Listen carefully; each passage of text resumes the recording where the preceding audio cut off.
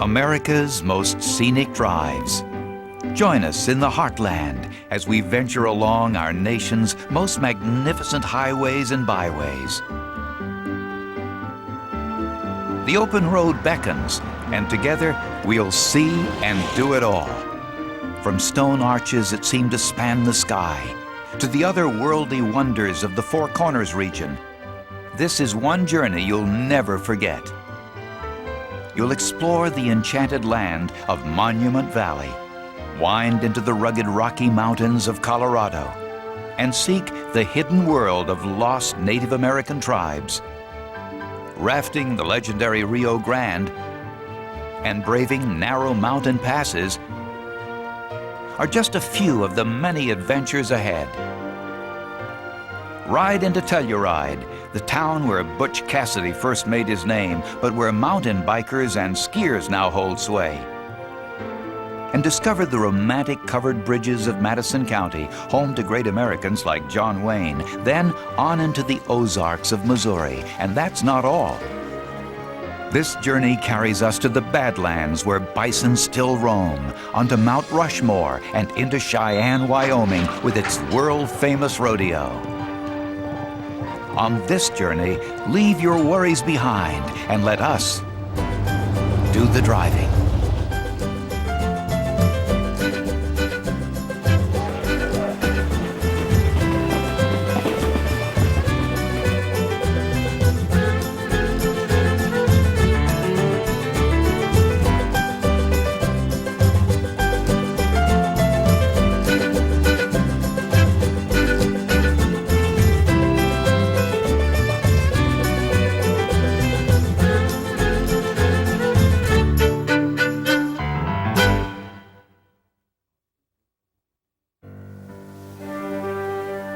The adventure begins in America's heartland. It's a journey from the golden fields of Iowa south to the green Ozarks and finally west to Branson, Missouri. Iowa. These rolling hills are home to a practical and down-to-earth people. But don't let appearances fool you. There's far more to this country than meets the eye. Charming Madison County is known as Iowa's Covered Bridge County. And no journey through the American heartland would be complete without a visit here. This is Cedar Bridge. Even though it's more than 100 years old, Cedar Bridge was so well built, cars can cross it to this day.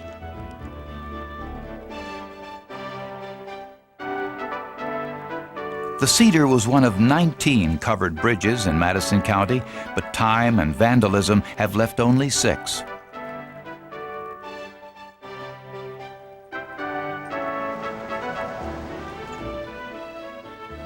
Further along in Madison County stands the Imes Bridge. Quaint structures, covered bridges, served as the backdrop for the best-selling book, The Bridges of Madison County. In that story, a National Geographic photographer traveled to Madison to document these icons from a bygone era. Once here, he soon fell under their spell. Winding through the byways and back roads of Madison County, it's easy to appreciate the gentle allure of this country. Roads like this lead to the next bridge along the way, the Hollowell. These roofs were added to protect the bridges from the ravages of snow and ice. The sharp angle of the Hollowell's overhang ensured that wind-blown rain couldn't reach the floorboards below. A little further down the road is Winterset, the county seat. The first white settlers came here in 1846 and transformed the land through industry and tenacity.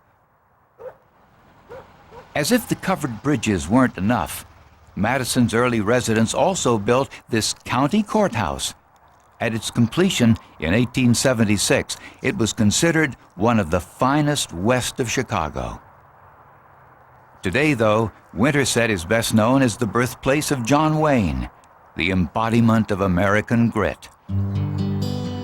More bridges await along the roads that lead out of town.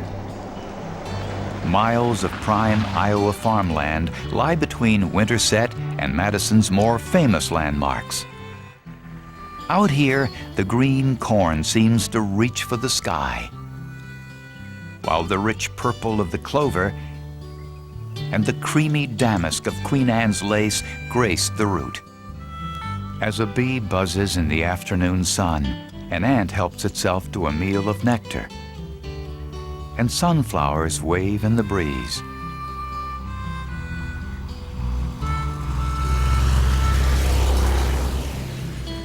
Nature seems to reign supreme where lush green fields are filled with contented cows.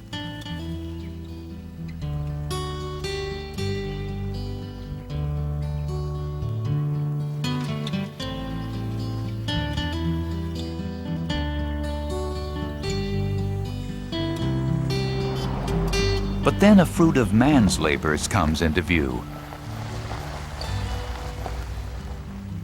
The Rosamond Bridge. This was the setting where the characters in the bridges of Madison County first fell in love. Today, a real couple exchanges vows at this bridge, a romantic wedding inspired by a modern fairy tale. These newlyweds have chosen each other much as their ancestors once chose to settle in the heartland of this country. They walk towards a future that's full of promise and joy.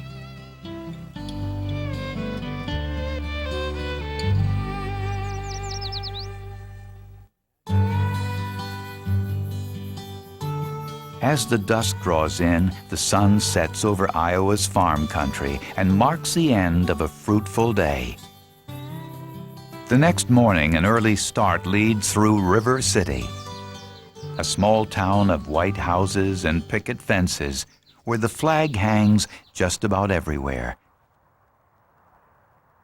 And children play much as they have for hundreds of years. Nothing could be more American.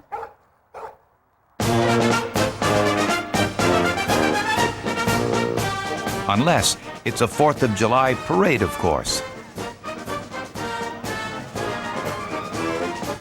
River City, Iowa was the setting for the popular play, The Music Man.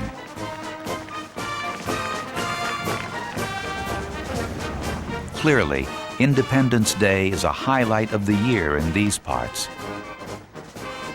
Everyone gets in on the act.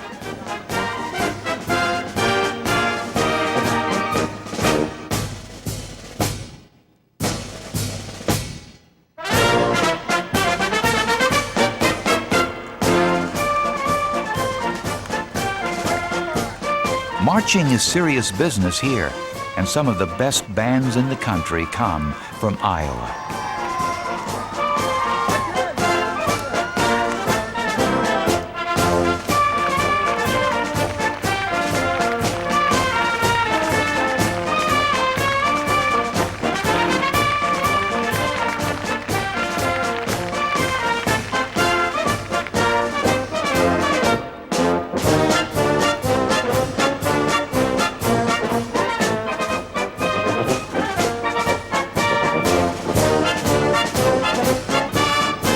As the last band marches past, it's time to get back into the car and steer south.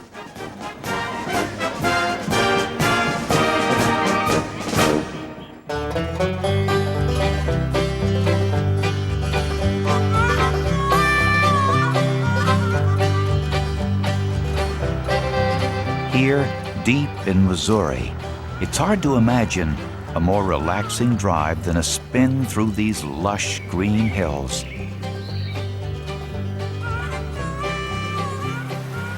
Or any of the many picturesque sights the Ozarks offer.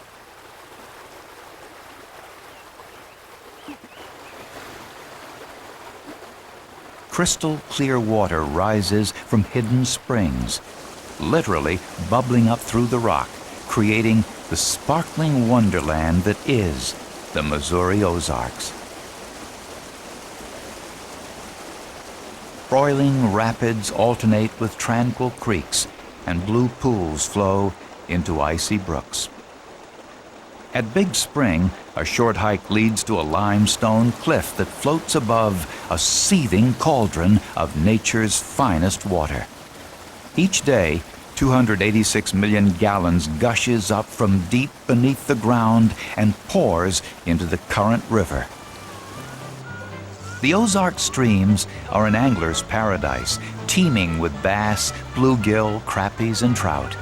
And when you've had your fill of fishing, you can take a dip in one of 1,000 dappled pools. Or maybe just let the rivers take you where they may.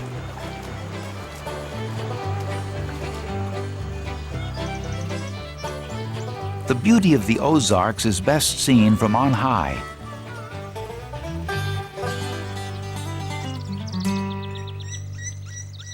And 2 miles west of the town of Branson, the aptly named Inspiration Tower rises above the trees.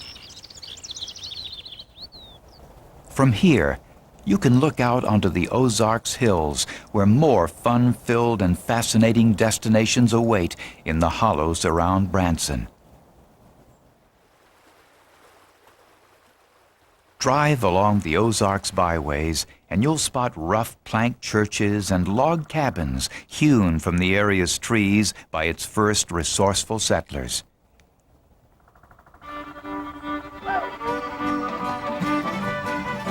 At the family resort of Silver Dollar City, a group of musicians called the Homestead Pickers carries on the traditional ways of strumming and picking.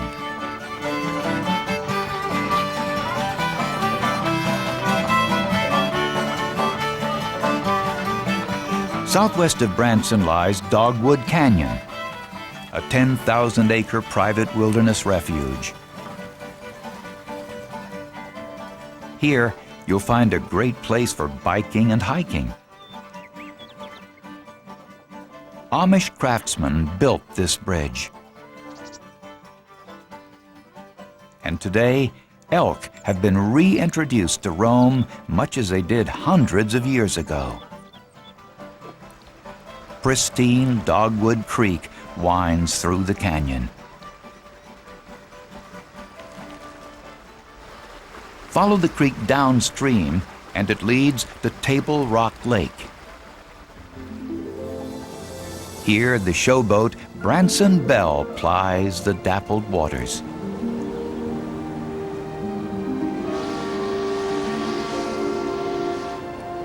As this action-packed day comes to a close, a relaxing sunset cruise is the ideal way to cap off this leg of the trip.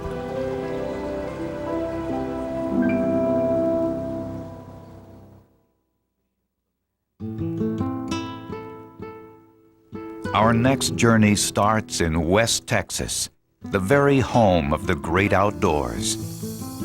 We'll take Route 170 east and make a grand loop through Big Bend National Park. This was once a country where only Apaches and desperados dared to roam.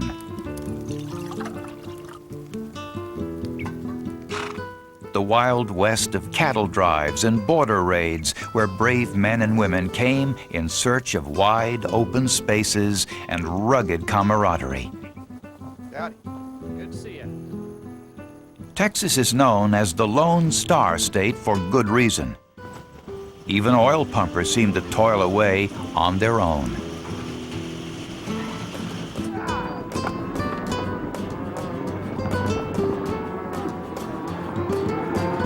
Out here, Hardy cowboys still pride themselves on independence and self-reliance and an ability to live off the land.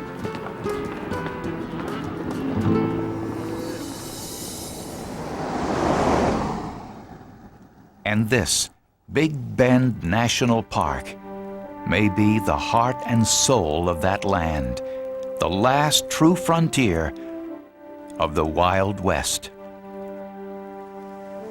And it's a realm full of surprises. From between the sheer cliff faces of the Santa Elena Canyon appears a rolling ribbon of water, the storied Rio Grande. Cattle rustlers like the legendary bandit Pancho Villa once hid out along these banks. So much sand is carried in these waters, it turns the river a murky hue. But this same sand also gives it the grit to channel its way through these towering cliffs. Big Bend derives its name from a sharp curve that formed where the river cut through the rocks.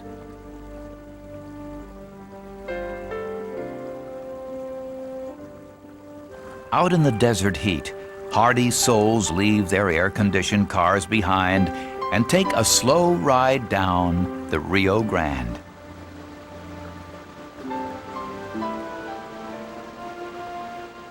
The river may look sluggish, but it's actually the most vital resource in all Big Bend.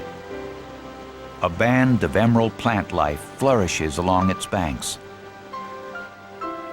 But with temperatures soaring into the hundreds, water soon drains from the sandy soil. Away from the river's banks, the vegetation thins. Still, the hardiest forms of life have adapted to the harsh desert and turned it green in places. It's a wonder that any man or animal would choose to call this desert home, but amazingly, it's a great place to find big game. Take this warning seriously. In the Chisos Mountains, at the center of Big Bend, mountain lion and black bear still reign at the top of the food chain. Soaring some 7,000 feet above sea level, the Chisos are a great place to search for something wild. The Chisos Basin Road offers great views, but keep your eyes on the road. Its hairpin turns and steep grades can make driving hazardous. Mule deer appear at the edge of a scrub pine grove. They seem wary, and they have every right to be. Deer are a favorite meal of Big Bend's greatest predator, the elusive mountain lion.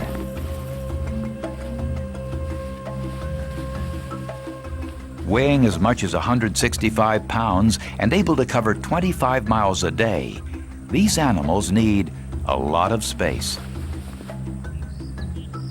And Big Bend provides it. The park covers an area the size of Rhode Island, giving these solitary creatures plenty of room. Another of Big Bend's remarkable animals is less shy and can be found near campsites. Perpetually hungry, black bears can and will eat almost anything.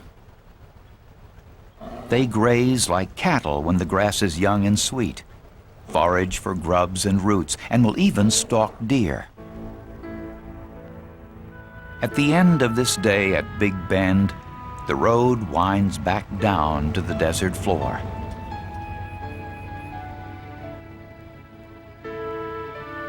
The next adventure takes you to a realm far from the wide expanses of West Texas.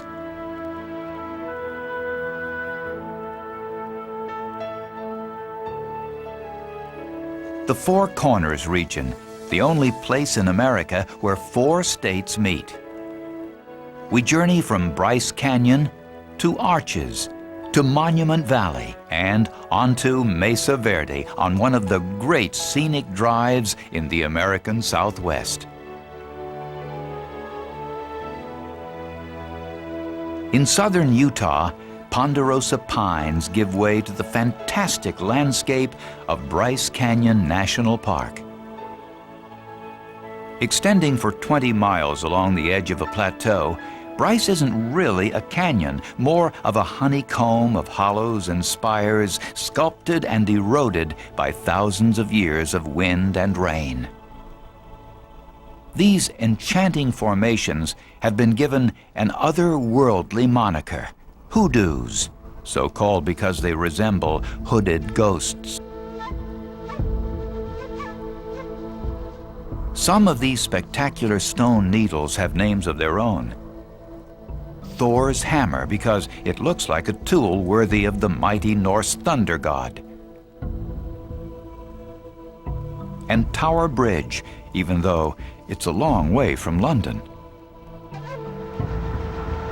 An 18-mile drive traces the canyon's rim, affording fantastic views.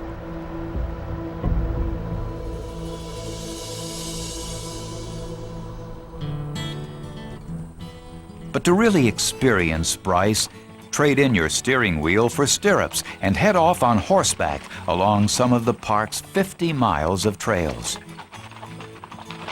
Even up close, Bryce continues to mystify.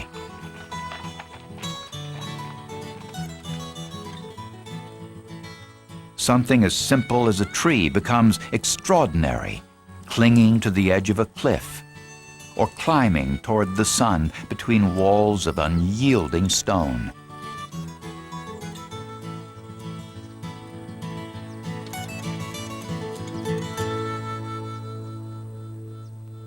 According to geologists, these serried ranks of stone were painted glorious reds, oranges, and ochres by mineral oxidation. The effect produces one of the world's great natural light shows. Only a rainbow can rival the intense colors of Bryce Canyon. As the sun sets, the rocks seem to glow from within, granting a truly soul-stirring scene.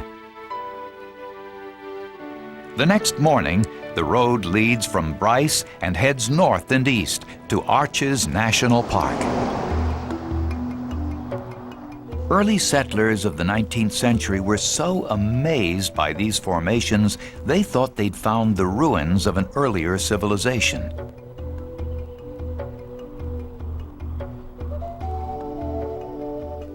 But a hike into the park for a closer look makes it clear that nature, not man, is the architect of these wonders. For more than 100 million years, a mix of icy winters and baking sun has slowly carved out the park's 2,000 arches, domes, tunnels, and spires, patiently crafting them into miraculous shapes. But man did give them fanciful names. These are known as the three gossips, standing frozen in mid-chatter for all eternity. This is the organ because it moans and trills in the wind. And though far from soft and woolly, this is sheep rock.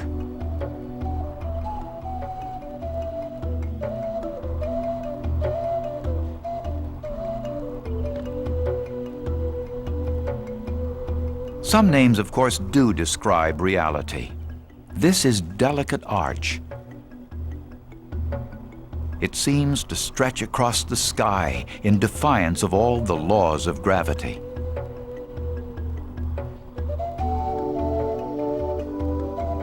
Even more precarious is landscape arch. 300 feet long and weighing hundreds of tons, it tapers to a sliver that's only 6 feet wide. The whole structure could collapse at any moment, and rangers advise visitors to stay clear.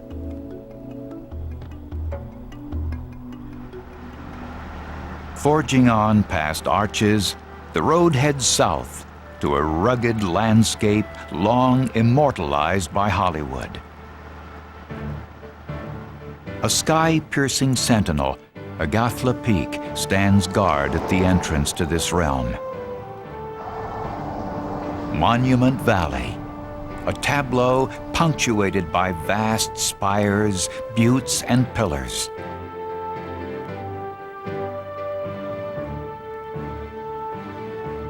This is John Ford Point, named for the great Hollywood director of such classic westerns as Stagecoach, Fort Apache, and The Searchers, all set here.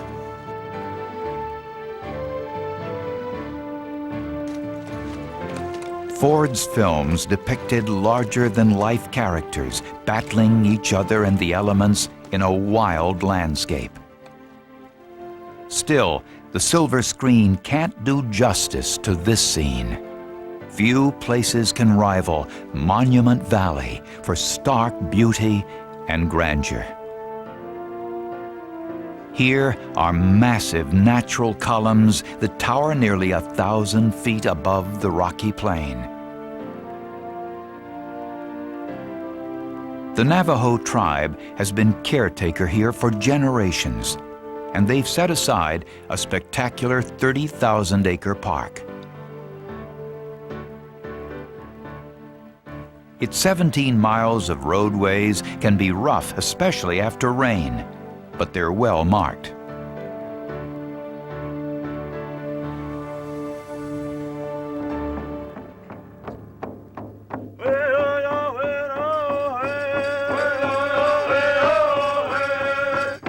The Navajo have embraced Monument Valley's nature as their own. And two of their finest traditional artists, teacher and student, perform a powwow dance at John Ford Point.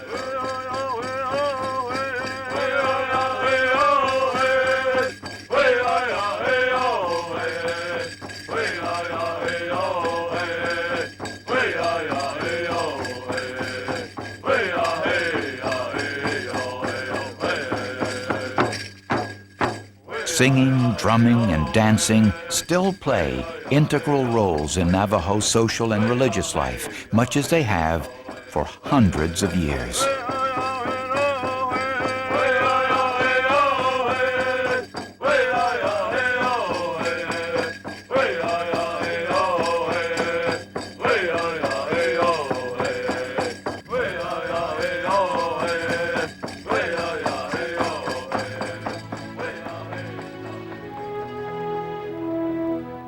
As the sun sets over Monument Valley, the land and its people seem ageless. Yet the Navajo speak of others who lived here even before they did. 1,000 years ago, centuries earlier than the Navajo, another people thrived here, then mysteriously disappeared. This lost civilization left few traces here. But in southwestern Colorado, it's another story. This is Mesa Verde National Park. It lies atop a green tableland laced with canyons. It's a place of concealed wonders, a place that remarkably thousands of men and women once called home. Their multi-storied dwellings cling precariously to the sheerest cliffs. Ladders were used to access the upper floors. The people who built these structures are known as the Anasazi, or Ancient Ones. For hundreds of years they hunted and farmed this land, but then, around 700 years ago, they vanished. No one knows exactly what happened to the Anasazi. They kept no written record. But the ghostly ruins they left serve as a spellbinding reminder of a remarkable culture. Mesa Verde is also the starting point for our next driving tour. It's a great loop called the San Juan Skyway that takes us east to Durango, north past Silverton, south through Telluride, and back almost to where we began. Following Route 160 east to the town of Durango is like setting out on an Old West adventure.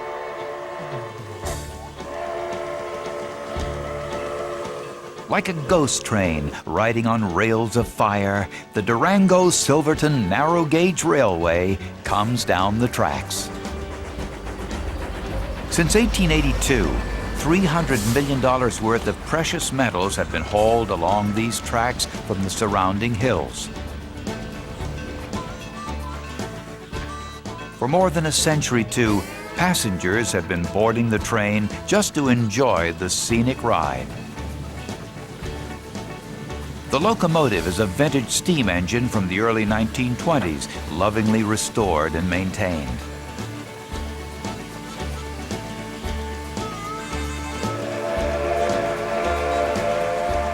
The conductor calls, "All aboard, next stop Silverton."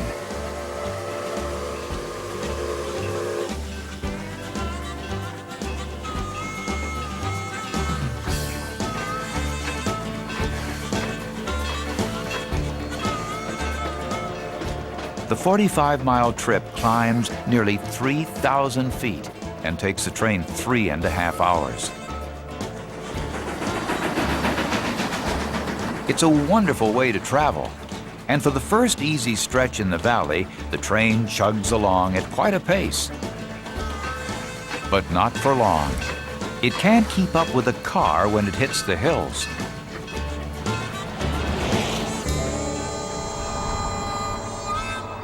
The road leads on to Silverton. Once a mining town, Silverton makes its livelihood from its Arcadian setting, an ideal base for the hikers and skiers who come from around the world.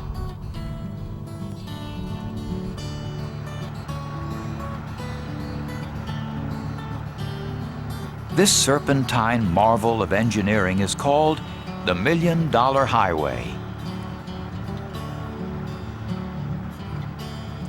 Rock slides are common here, and much of the white-knuckled route passes without guardrails.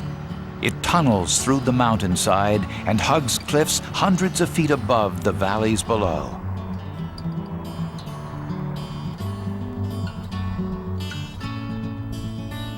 At Red Mountain Pass, you reach 11,018 feet, the highest point on the $1 Million Highway. There are many colorful stories about how the $1 Million Highway got its name. One tells it was the high cost of paving the old toll road. Another, from an earlier time, says one stagecoach passenger declared she wouldn't ride over the same route again for $1 million. Either way, it's a fitting name for a route that offers such a wealth of scenic overlooks around every corner.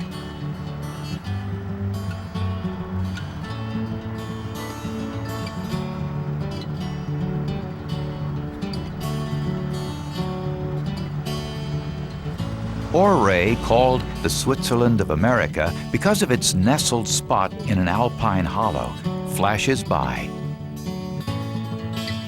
Then it's time to leave the San Juan Mountains behind, cross the broad valleys where True Grit and How the West Was Won were filmed, and head to the town where the real Wild West meets the 21st century.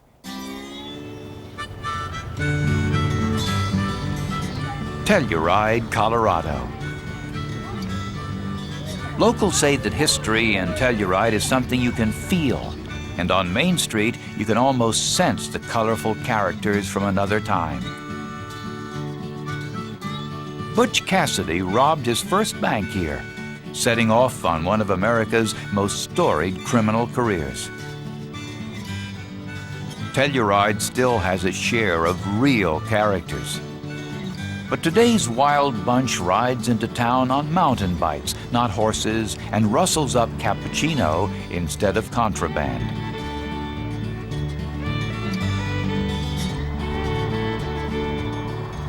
Telluride is a great place to get out of the car and stretch your legs.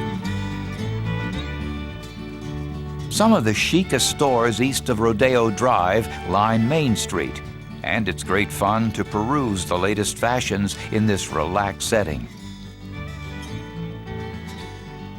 But natural wonders await just beyond the town limits. A 2-hour hike leads to a sight not to be missed: the exquisite Bridal Veil Falls. A 425-foot plunge turns much of the waterfall to mist long before it reaches the rocks below.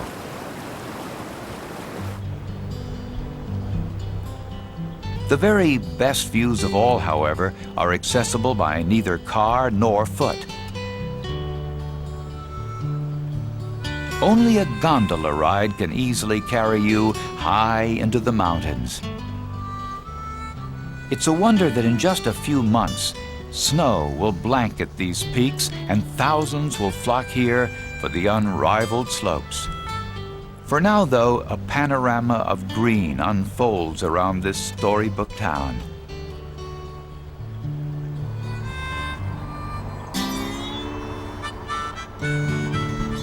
Leaving Telluride, the road travels south beside the Dolores River, skirting abandoned mines, all that remains of past gold and silver booms.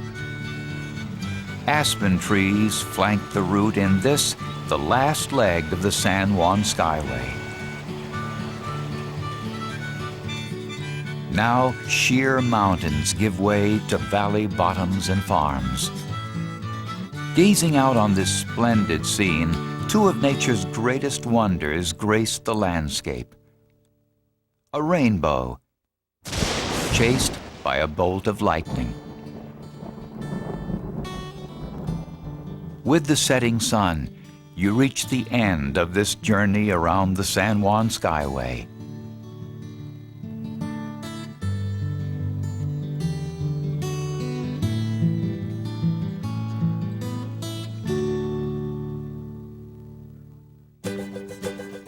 Our journey now runs east to west and takes us to the natural and man-made wonders of the Badlands, Mount Rushmore and Devil's Tower.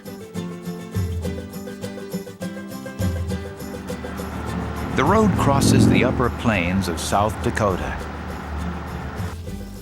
where pronghorn graze and bison spar as they have for eons, all under the watchful eyes of prairie dogs.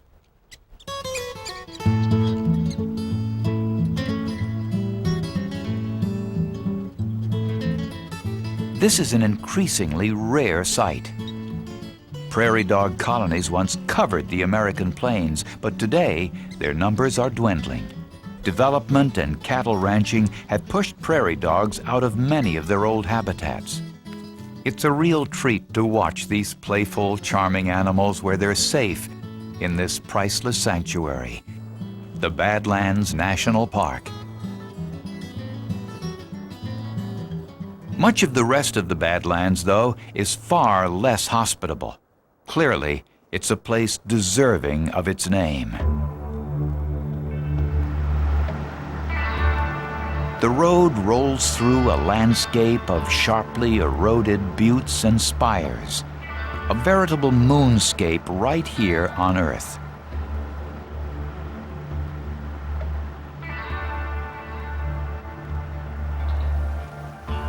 All of the park's 244,000 acres are open to hikers, but stick to well-marked paths. It's easy to get lost in this disorienting landscape.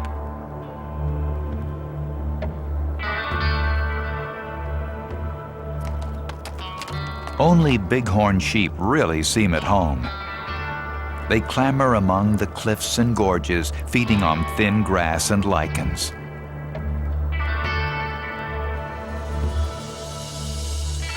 But where the Badlands edge the prairie, nature thrives. Once near extinction, these bison are staging a remarkable comeback. Though the massive herds that once stretched from horizon to horizon are gone, the Badlands is now one place where the buffalo still roam.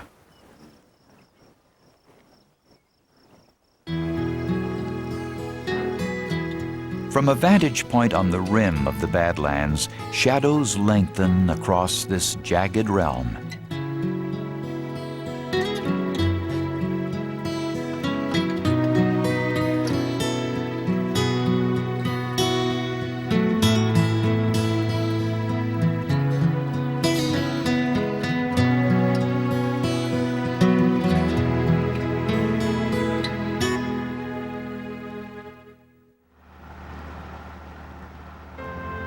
The route leads west into the pine-covered Black Hills of South Dakota.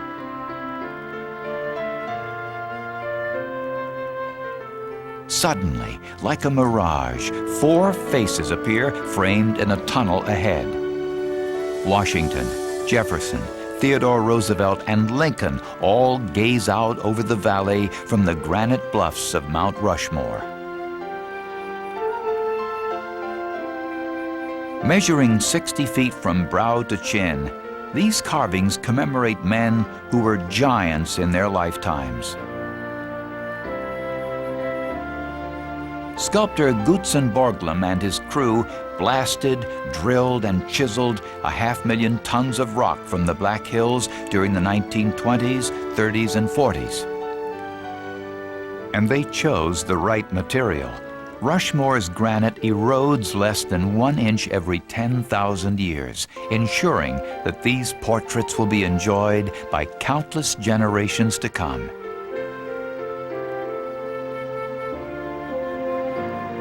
As night falls, a spectacular light show takes place.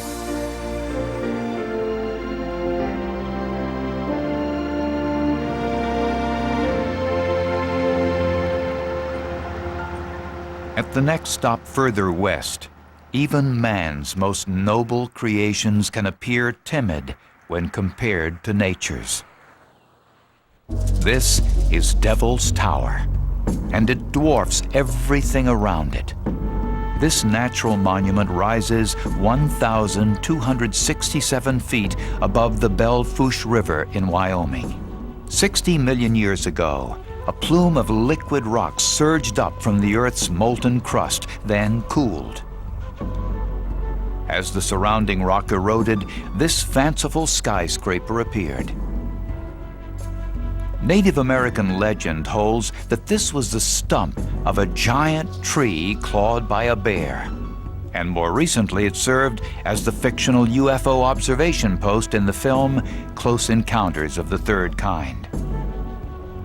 Today, people scramble among the rocks like spiders. Climbers flock to Devil's Tower, traversing its exposed rock faces and reveling in the views it affords.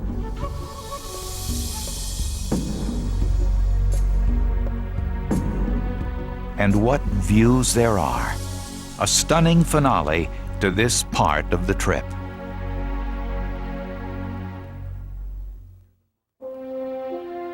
The next adventure leads us to Montana, almost to our nation's border with Canada. It travels east through Glacier National Park from Apgar to St. Mary along a road called Going to the Sun. This lofty kingdom is known as the crown of the continent.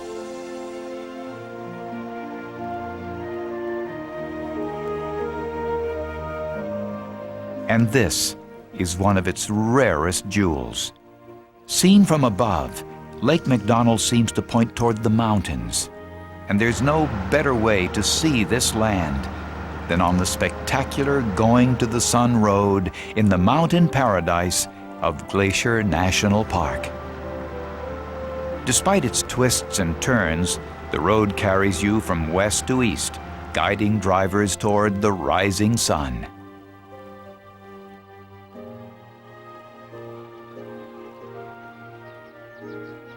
This far north, fall comes early, turning the leaves gold, gilding each and every vista. Some, inspired by nature's paint box, pull over to capture the splendor on a canvas of their own.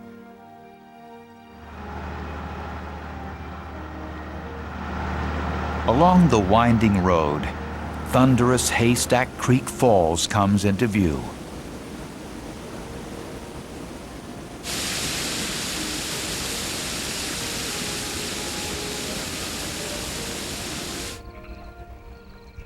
Beyond the cataract, vegetation in the ponds and marshy areas attracts moose. Two bulls, each weighing as much as 1,000 pounds, test their strength against each other.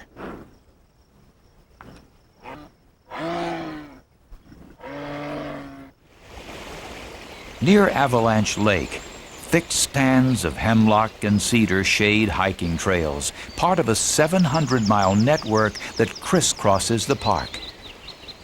Even a short walk can lead to some of the park's smaller but still wondrous sights.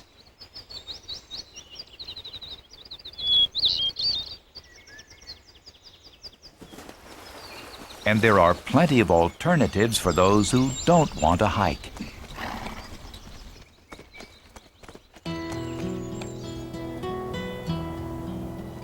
Pushing further into the Rockies on the Going to the Sun Road, the peaks of the Continental Divide appear ahead. This is Logan Pass. At more than 6,600 feet, it's the highest point on the route. Here, alpine meadows and open slopes abound with countless flowers.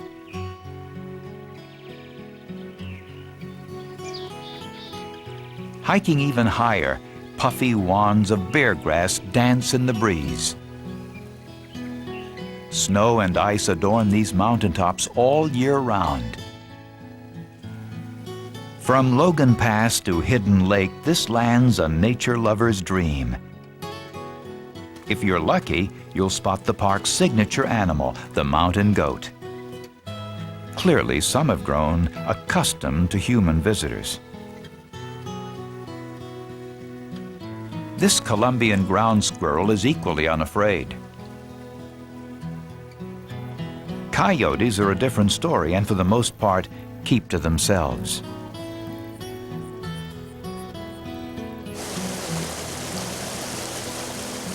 As recently as 1985, even this incredible sight was common when salmon still returned to spawn in Glacier.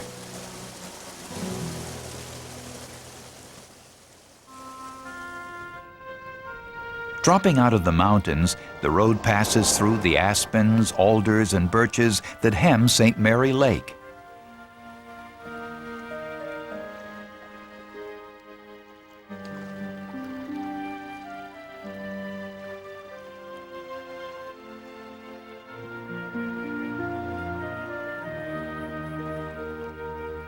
A canoe ride takes its riders through a serene vista. Alone in this calm lake, Goose Island seems to float on the surface.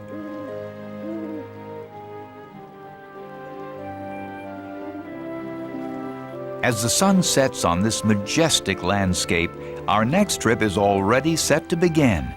The first stop, Cheyenne, Wyoming. Then it's west and north on Route 287 to Yellowstone National Park.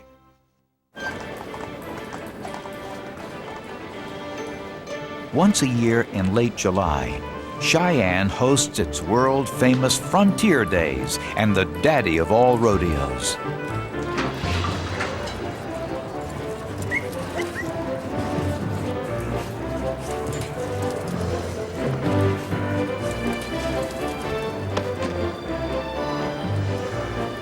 First held in 1897, this event was the premier celebration of the Old West, long before the word rodeo had ever been invented. Back then, this was known simply as bucking and pitching. Today, more than 1,200 contestants compete for $500,000 in prizes. Cheyenne's Frontier Days provides more action in one day than most rodeos offer in a week.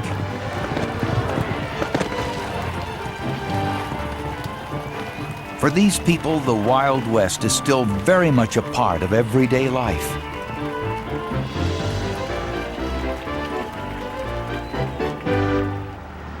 "400 miles west, it's the same story, but this time in a natural setting.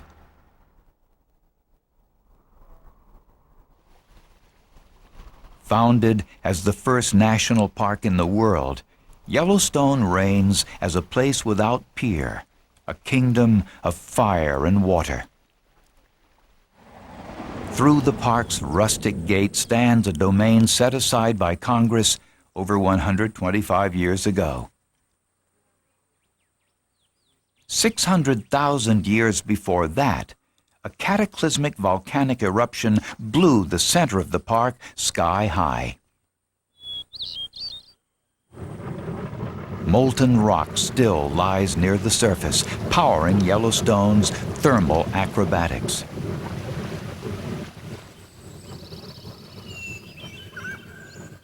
Some of the park's many boardwalks pass pools of clay that seethe and bubble.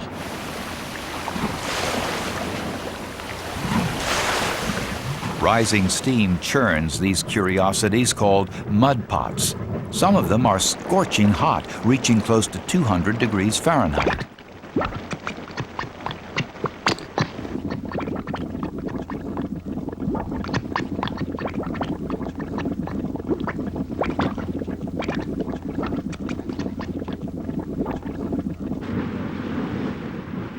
At Mammoth Hot Springs, white calcium carbonate leaches from limestone and forms terraced baths filled with superheated water.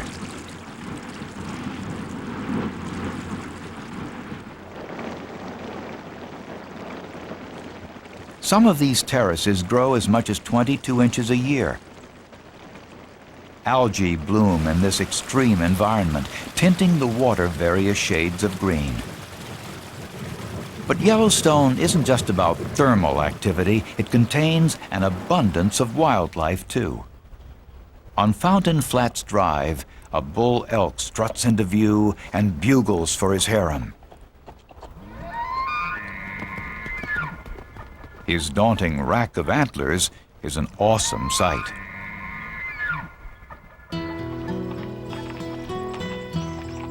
You can press deeper into the park on horseback, through meadows dappled with vibrant wildflowers.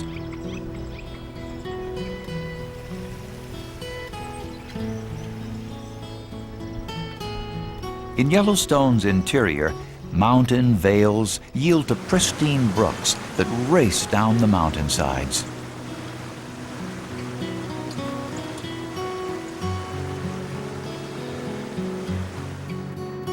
Amazingly, the high-altitude Yellowstone Lake is a refuge for pelicans.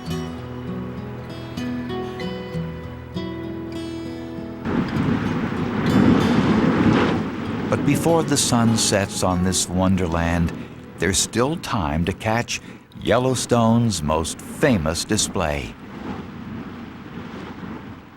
More than 200 of the world's 500 active geysers reside here.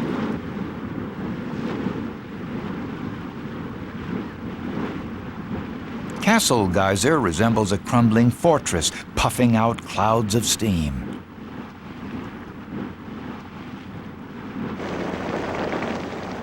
Over half of the geysers in the park are located in the Upper Geyser Basin, within walking distance of the park's most popular attraction. Suddenly, Old Faithful explodes.